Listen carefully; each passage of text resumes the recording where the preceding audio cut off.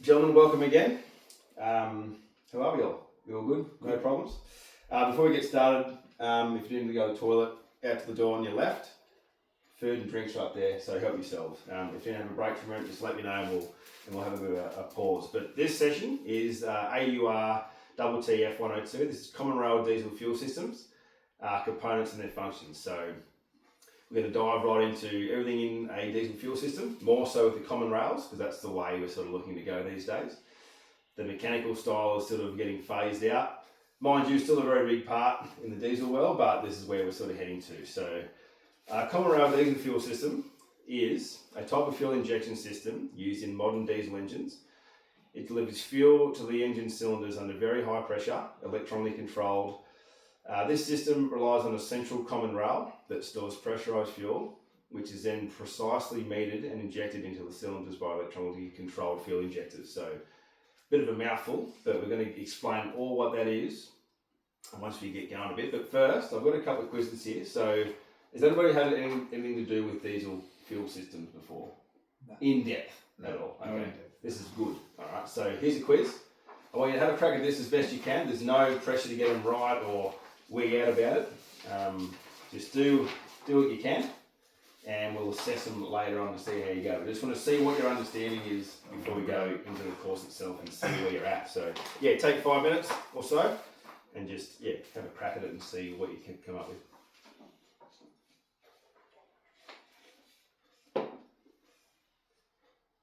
Does anybody here have a diesel car? Actually? Yeah. Used to. Used to? Oh, that's the one, yeah. Your insurance claim. Turned us up and over recently. It does. It's Ranger, right?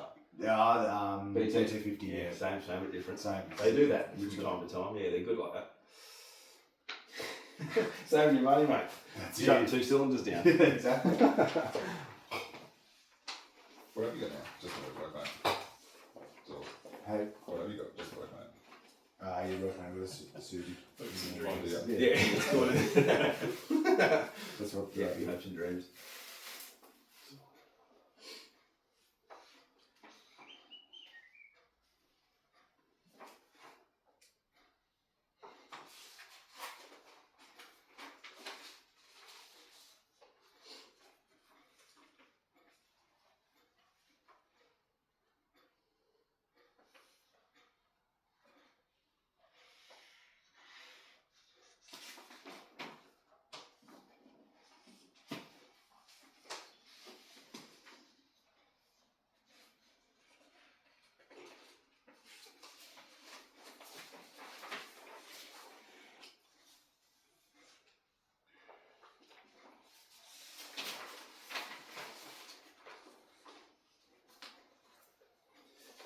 Mate.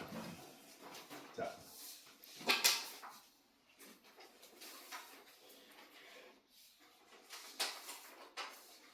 There we go. Oh, it's a pay. No, it's all good. We're not sharing hands today, are we? No, This is serious because stuff. I wouldn't take anything to Blake.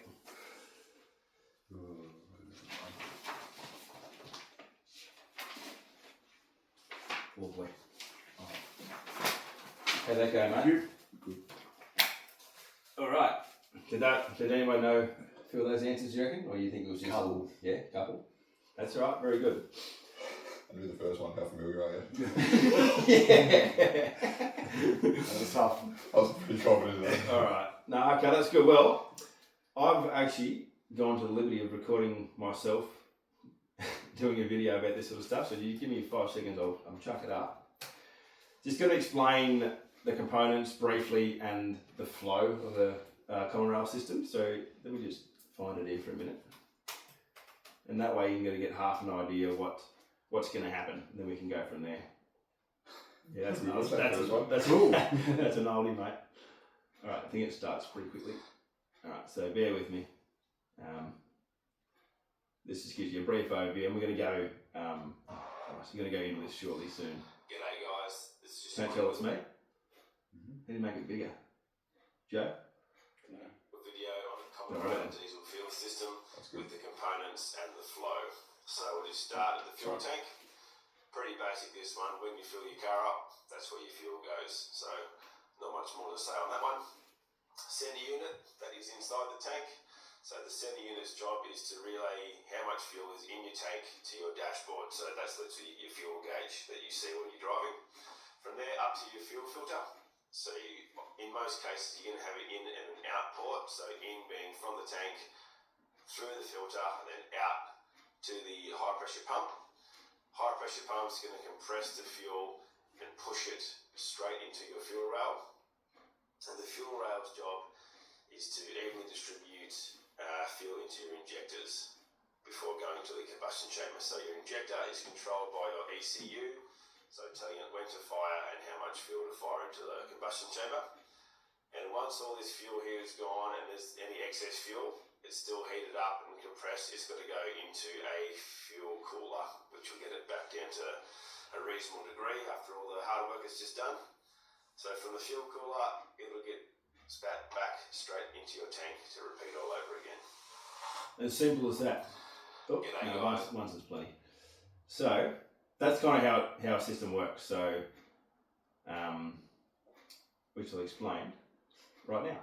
So we're going to start off at the fuel tank. So fuel tank, basically its main job is to hold fuel. That's all it really does. Okay, but it's not just a piece of plastic or steel in there that holds it. So inside here there's some baffles. So this is a pretty high performance type of fuel tank. So what the baffles do, it segregates different parts of the tank. So when it's full of fuel, it allows all these little sections, I suppose, to be full of fuel. So it's like if you're on a bus at school and you're playing corners, you hit a corner, you'll lean to one side. That's what fuel does.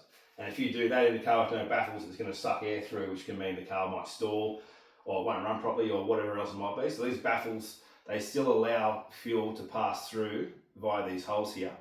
But for the most part, the sender, which I'll get to in a minute, is underwater, under fuel. So it has fuel there to suck up and send through the motor. So that's what the baffles for. They stop the sloshing, I suppose. Is that sender in a certain spot in the tank? So it's always... It would be, mate, yeah. So they're just in the very top, pointing straight down to the deepest part, I suppose. But they're all probably the same, because obviously they're flat underneath, so just in the middle somewhere. So the sender unit is this little beauty here, and what that does is it relays to the dashboard how much fuel is in the car, etc. So this little part here, if you can see that, that's called your float. So when the tank's full, that'll be up here somewhere, and as the fuel goes down, that'll drop. Once it gets to a certain point, it'll trip a wire, which will send your light on your fuel dash to go, hey, I need more juice, give me some juice. So that's what that does. And sometimes it'll have a little electrical pump in there as well, which is a supply pump, which just means getting fuel up and then to the front of the car. So that's what that is. A filler neck, so obviously that's just where the nozzle goes when you're at the bowser, but they're sort of not just pieces of steel. They've been engineered so there's good flow, and they also house, for the most part, the breather as well. So obviously with fuel in there moving around and getting hot and cold, it's going to build pressure, and in some cases, being all plastic tanks, they can crack and pop and even warp out of shape. So that pressure's got to go somewhere. So on most cases, the fuel tank's breather will be up near the bow, near the filler neck somewhere. So if you pop your little thing out, you might see on the top is this little hose going down. That'll be your breather. So it just allows the air to escape, because like I said, if it doesn't escape, it'll swell, and that could be horrible. So that's the main things of a fuel tank. There's nothing else really to report about those. But like I said, that's not one you'll see in a diesel. That's a pretty tricked out one, but it's just good to show what the baffles do. So from there it goes, tank to the sender, then up to your filter. So we've got a few different variations here. So basically, let's use this one for example. This is off a 1HZ, or just most Land Cruisers for that matter. So, and this housing is matched with this filter here. So what that does is, you'll see it's got one in, so from the tank it'll come up into here, swirl around the filter, then it'll spit back out, and that's the outlet to the next part. So that's basic in and out, nothing really to report on there. This little black dot is your primer, so I'll get to that in a minute, and this is your sensor, and again I'll touch on that shortly. But this is another one, so this is off my car exactly. So what happens here, you've got 4 outlets, well we'll call them outlets. So you've got 2 on that side and then 2 on this side. So what that does is, fuel comes up, fuel in, from the tank and then to the motor, and then one will be from the motor to the tank. So this has got backflow of fuel going through this one as well. So that's kind of cool. So the way for this one to service when you're doing a service and change the filter, you unscrew it here, okay? It's got new O-rings and gaskets and that sort of stuff. And once you put it in, you put the line, or the hose I should say, that's coming from the tank on, do it up nice and tight, and you pump your primer here, and that'll suck fuel all the way through till it fills up. And once it starts spitting out there, you know it's primed, ready to go. So you pop that hose back on, and your sweet fuel system done. With this one, bit of a different ball game. You plug in all the hoses, bar the one that says from here to the engine, okay? So you hit the key, so just all your lights, ignition lights on, and then what that'll do is, it'll make a few buzzy noises, and once fuel starts to spit out that side, key off, plug back on, she's good to go. And that filter here actually belongs to that housing too, so that makes a bit more sense. And this is an aftermarket one, I just thought I'd throw it in there. So what happens with those ones is if you're doing a lot of remote touring or in the outback and feel sort of hard to get, and also it's just really far in the bush and no one really goes there all that much, there's a high chance that your fuel will be not contaminated, but might have a few nasties in it. So what this does is just a second piece of insurance for your system that there's no grubby bits getting there. So what that does is it goes before your main filter, so it's a pre-filter, so that'll come up. Same kind of thing, it'll have either one in or one out, or the same as this, but that's pretty rare just for an inline secondary filter. So it'll be in from the tank, and then to the second filter, which means it's already filtered before it gets there, so it makes that one's job a bit easier. And you'd be pretty surprised to see some of the quality fuel that's out there. I mean, if you go to a servo in the middle of nowhere, you're in Alice Springs, the fuel could be horrible. So, and one rule of thumb as well, when you're getting diesel, if you see the big fuel tanker there filling it up, you don't go there because it's going to mix all the shit from the bottom, and that's not good, okay? So if you can see that, go to a different servo. But that's basically how the filter operates. So like I said, you've got the two basic ones here. They're mostly what you're going to see. And actually, the old Toyota Land Cruiser 18Z has two filters from factory, which is pretty good. So they've sort of cracked the code early there, so that's good for them. So next one's onto the fuel pump. Okay, so does anybody here know which one the mechanical pump is and which one is the common rail pump? Just looking at those two, do you think? Anybody? Top mechanical. Wrong. Alright, so that's your common rail pump. That's a common rail pump. So this is an old... Sorry mate. Yeah, at least you had to crack at it. That's like a 18Z. I just use the 18Z because it's quite an easy car to sort of talk about. So this is a fuel pump off a 18Z diesel Land Cruiser. So obviously this thing is about that big. It's massive. It's a big dinosaur. It's got lines everywhere. And on these little... On the back side here, you'll see there's 6 outlets. So back in the day, that'd be, each of those outlets is to each cylinder. So this is a 6-cylinder car, so therefore it has 6 outlets to each cylinder. So we're not going to touch on how they work because that's not what we're here for. This is a mechanical pump. So, sorry, this is a common rail pump. That's literally one line in, one line out, and one line return. So pretty straightforward. They just supply a lot of pressure. So its main job is just to pump a lot of fuel up to the next stage. So it's not quite as technical as this one. Still has the similar functions on the inside, but nowhere near as sort of technical as that one. We'll get to more internals on that later on. So next part is the rail and the line. So from the pump, it gets pushed into here. This is your fuel rail. So this is a 4-cylinder because you've got 4 ports going either way. Sensor on either side. So one's a rail pressure sensor and one's a fuel temp sensor. So the way, because these are all controlled by the ECU nowadays, so if this gets too hot, the computer go, right, I'm going to slow things down a bit, take some power out, put the car into lit mode just so it protects it. Or if it's running too much rail pressure, it'll again put the car into lit mode and say something's not quite right. It'll flag a little light on the dash. So that's how that works. And these lines are on here, so they come from here straight into your injector, which is next. So. But these things, has anybody ever seen one or carried one at all? No. They're heavy. So they can hold up to about 20,000 PSI, sometimes more. So a lot of pressure going through those, so they need to be able to withstand it.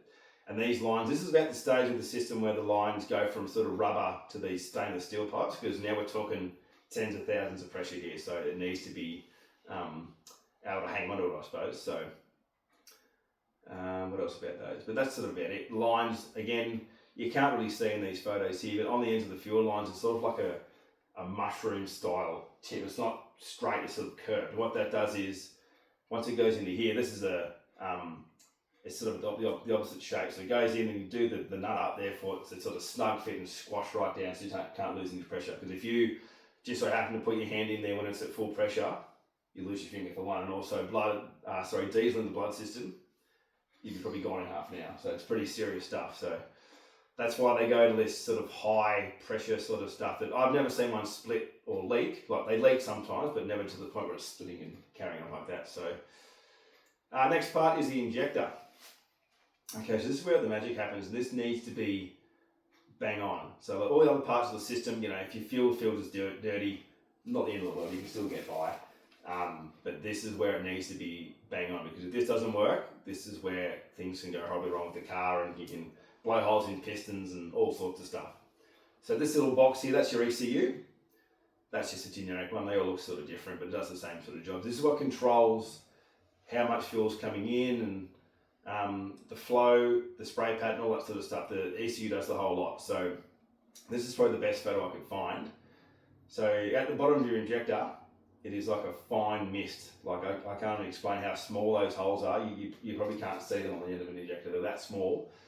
So as the fuel's coming in and it's squirting out, it's opening and shutting at a really fast rate. So it's doing that for probably a quarter of a millisecond. Open, shut, open, shut, open, shut. Okay, so it's nice and quick. Still a fair bit of fuel going in instead of fine mist, so it can explode and send the piston back down. So, and here, you've got a QR code on the top, all these numbers here. So what that does is, every time you put an injector into a car, you've got to code it to the ECU. Otherwise, it'll just free flow, which means it'll still run, but it doesn't really know how much fuel to put in or what to do, because it's just sort of doing its own thing. So if you get a new injectors in your car, and you always do a full set. If you come to work and you've got one injector's got a problem, stiff shit, we're putting 4 in, because it's just the way it works. You don't replace them singly, you do them all at once. Is that only on Conrail diesels? Yeah. Yeah.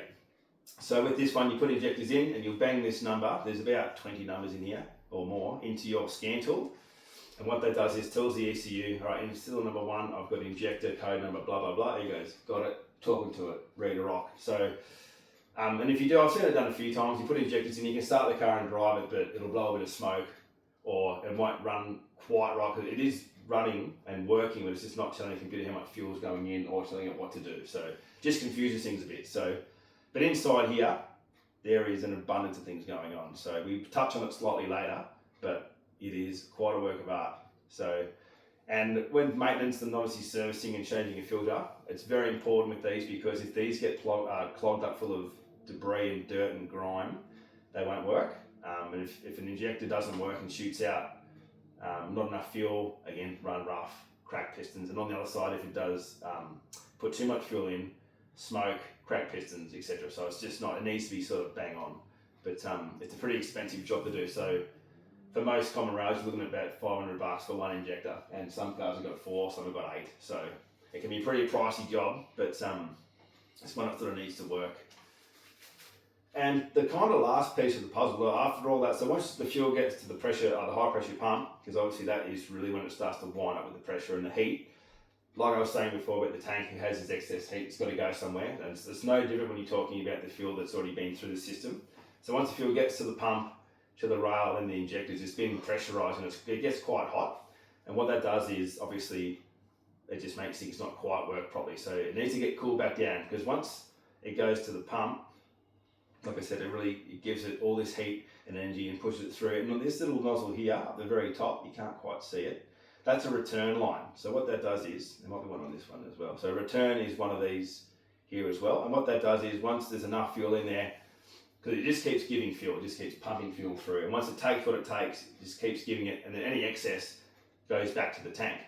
So you've got, from the pump, you've got a return, from the rail, and also the injector's got a return. What that does is comes through a fuel cooler, so it'll be basically one line in, and that sort of sits under the car somewhere and works like a radiator kind of. So you've got the line, you can kind of see it going all the way through there, and they're just little fins just to catch air as you're driving. So it just cools the fuel down, goes through, back around to another set of fins, and then that'll then go back into the tank. So it can start all over again. So once the fuel sort of goes from the tank, that's not all, it goes a full lap until it all gets sucked through. So that's kind of the gist of how that all works. But just, has anybody got any questions? We'll have a bit of chat about it if you've got anything you want to add. Is that how you guys thought fuel system would operate, or was there things you didn't think, or did you expect more? Didn't really know, to be honest. Yeah, didn't have any expectations. It just works. It just Yeah, works. that's it. Yeah, fair enough. But yeah, no, they are pretty. Yeah, I really enjoy it. Like, and then that's what we do at work. We just muck around with that sort of stuff all day, and it's a shame that you got to do things like that with injectors, and you can't just change one, because if you're halfway across for a trip, and one injector's failed, you've got one replaced, it's likely the rest of them are going to go as well. Yep. That could just be from lack of maintenance, which is a big thing, unfortunately. People don't look after their stuff. How long would it take to put 4 new injectors in? Depends what car. For like my car, I get it done in probably an hour, hour and a half. But we do those ones quite often, and they're at the top of the motor, so they're pretty good. But like a Land Cruiser, where you've got 4 on either side, pre-DPF, it's an all-day job. It's valve covers off, lines off, all that. But the DPF models are on top, so just undo one bolt and pop it out, and you're good to go. But all the lines have got to come off, and yeah, I mean, you can get them tested, there's another part here I think I can explain about it. You can get them tested, so you can, if you're not sure, or if you are going to go on a trip and don't want to spend, $5,000 on new injectors, fitted, you can get them tested. So you get them pulled out, send them off to a diesel specialist. They put them on this machine that it checks the flow, the pattern, if it's doing what it's doing. Then if they're good, they put them back in. But if you're going to go to that effort, I mean, they still charge a fair bit to test them. So you might as well just throw a set in if you're willing to, spend the cash. But it's just one of those things. Like it's a hard one to sort of tell the customers. It's like, look, sorry, but it is what it is. Like if you want to do this trip safely, I'd suggest putting 4 new squirters in there. But it's up to the customer. But yeah, you can test them. But that's probably the hardest part. Like fuel goes in the tank. You can't do anything about that. That's what it does. It just sits there until it needs to be used. With maintenance, how you said, because no one maintains their stuff, whatever, what maintenance can you do then? Let you to just. help prevent it? Well, yeah, I always recommend going on the same servo to get the fuel. Obviously, if you're away, it's a different story. But if you know the fuel's been good at this particular servo, go there. Yeah. We say every 10,000 k's at least, fuel filter at least, because it just gets like after 10,000, most of them are covered in crud anyway. So do that. Again, that's it's just making sure the fuel's as clean as you could possibly get. I do recommend doing a second filter, but you've got to keep in mind that one filter is not just going to work for your car. There's different types of filtration, and you've got to do your homework before you just go slapping one on. So if you get one that's too fine, it's pretty much doing nothing. Yeah. Or you get one that's doing too much work and it's like starving the rest of the motor of the fuel. So you've got to do a bit of research, but they are a good thing. But more so if you're going, out to big remote trips to middle of nowhere, just so that's one less thing to go wrong. But yeah, so I think I've got a little slideshow here, just so, yeah, look at that little beauty. So this just drums the point home of what happens. So it goes in the tank. So we're going to follow the red arrow. So the sender's in the tank. It's just easy to separate it. So again, that's got a little pump that sends the supply up to the fuel filter. Right from there to your pump, to the rail, to the lines, and then to the injectors. Okay, and then these last 3 got those returns, like I was saying before, into the cooler, then straight back into the tank. So that's where actually our diesel system works. So questions, queries, comments? Everyone seems pretty happy with that. How does the because it heats it up as it goes through the engine, it cools it down like the fuel. Yeah. How does temperature, like environmental stuff, affect how it works? Like if you're out in the snow and the cold. Well, I think once it's sort of, it won't freeze. Obviously, it's not going to freeze. But I think the colder is probably the better. So I mean, that's not going to have much of an effect if you're out in the snow or out in the Alice Springs where it's 50 degrees. It's not going to matter too much. But it's more just the temp of it when it's inside the tank. So yeah, because like I said, I have seen a case where the tank's actually swollen, and that's just because the breather was blocked up. Like everything else in the system was working fine, but just the breather itself had just a bit of mud or stuff on it, so it wasn't actually letting the air come out. And you could see the tank was starting to separate where it was joined. It wasn't good. So he had to fork out, I think it was about $900 for a new tank. He was going away next week, so he's lucky he sort of came in. But it's all just about, because not many people know about the breathers as well. So I mean, if we see a tank that's a bit warped, you go, right, you just go straight for the breather, because that's what it's going to be, because it doesn't get hot under the car, because it doesn't really, when you're driving, it's getting cold air on all the time, and when it's sitting there, there's no sunlight on it, so it can't get hot in that aspect. So I think as long as it's clean fuel, service regularly, Like with these parts here, you can't really service them. You can pull it out and pull it apart and change internals, but it's probably just cheaper to get a new pump. You know, they're about $2.5-3 grand, but by the time you pull it out, pull it all apart, and you go, right, we need this, this, and this. Then you got to put it back together again. It's just a bit of a headache. So you can buy them direct bolt in straight from your parts supplier and go from there. But a lot of people sort of diving into the more performance side of things now, which means you can get these stroked out, which means the plunger inside is bigger, which means it pushes more fuel through. With the injectors, you can get plus 30s, 50s, 100, 150, which means it flows that much percentage-wise more. So 150% is stupid. But some of those cars are probably the fastest diesels on the planet, so I mean, depends what you want to do. But all this other stuff will sort of stay the same.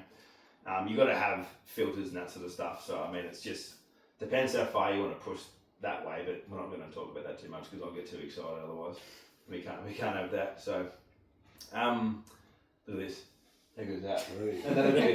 I did that all by myself. Alright, so well done, so you've made it. So the last little piece is just to go over another quiz. This is going to, come on, I'm going to let it play. Another little quiz just to make sure, we're hoping that some other stuff is, absorbed, hopefully. Because a few of you guys said you've got diesel cars, this is a good opportunity to go, right, it saves you coming to me to help you out, you can probably do it yourself now, save some dollars. But still come, I like seeing you guys, it's good. That must be it. But we got another quiz somewhere, here it is. So just, if there's anything you weren't sure about the first go, see if you can right a few wrongs, if there were any, and we'll briefly go over them in the last couple of minutes. Thanks, mate.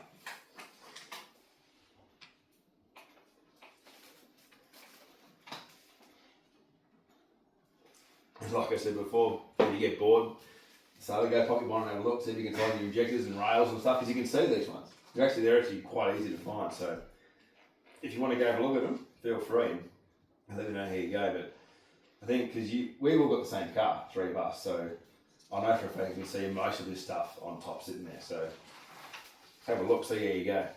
Hopefully there's no leaks.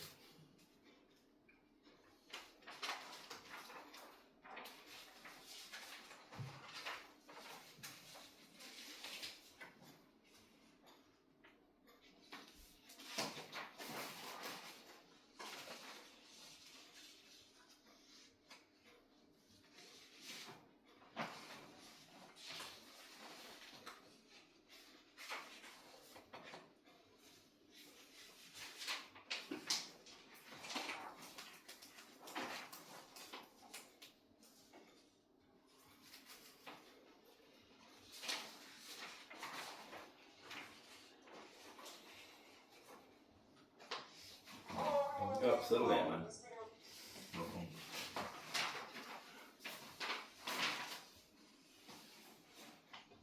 Sweet edge.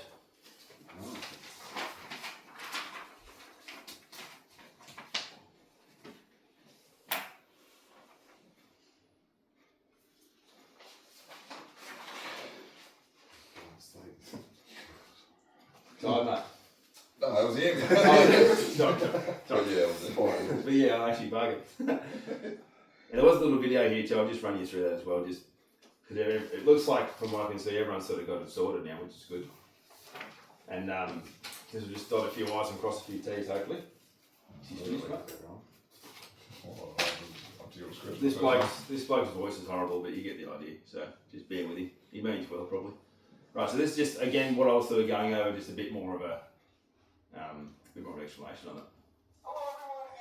Horrible, isn't it? Horrible. How diesel fuel systems work from the tank to the engine, and rather than do my usual stand in front of a whiteboard routine, surprising, people are pretty into whiteboards these days. I have one right over there.